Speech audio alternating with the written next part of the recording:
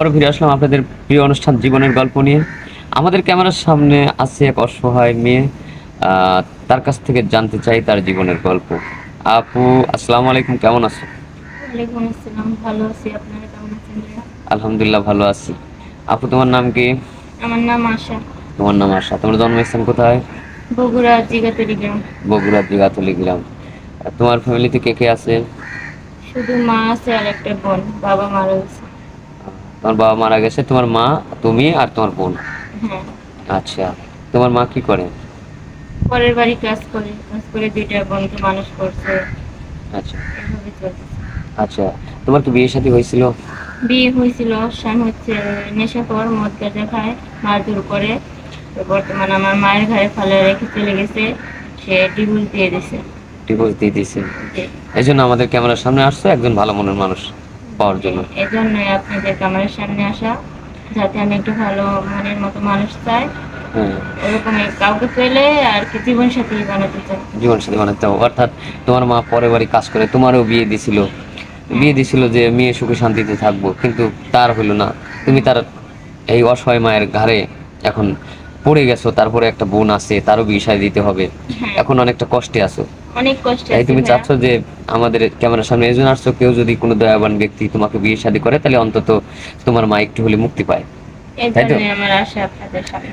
তো যাই হোক, তোমার ভিডিও তো আমরা পাবলিক করব। তোমার কোনো পার্সোনাল ফোন নাম্বার আছে? ভাইয়া, আমার ফোনটা তো ছিল, ফোন নষ্ট হয়ে গেছে। এখন সিমও নাই, ফোনও নাই।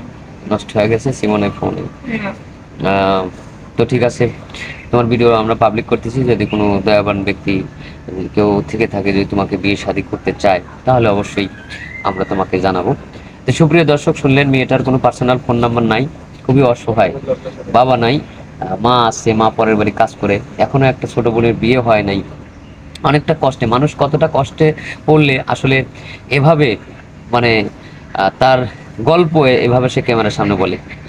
একজন, মানে আসলে যারা, মানে যাদের সুস্থ, যারা হচ্ছে যে পরিবার, স্বচ্ছ পরিবার যাদের আছে, মানে পিঠ যদি দেওয়ালে না থেকে, ততক্ষণ পর্যন্ত কেউ কিন্তু এইভাবে এসে বিজ্ঞাপন করবে না।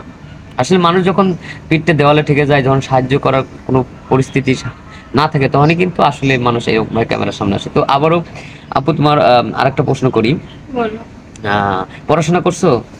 লেখাপড়া বেশি করতে পারিনি, ক্লাস 9 বছর বিয়ে হয়ে গেছে। আহ, নাইনের নাইনে পড়ার পরে বিয়ে হয়ে গেছিল? হ্যাঁ, 9-এ উঠছে তো তখন তখন কি বিয়ে তোমার হয়েছে। বাবা বাবা বেঁচে ছিল? তখন বাবা বেঁচে ছিল। বেঁচে তারপরে ছিল, বিয়ের পর মারা বিয়ের গেছে। পরে মারা গেছে। তো যাই হোক, আমরা আর স্কিপ বাড়াবো না।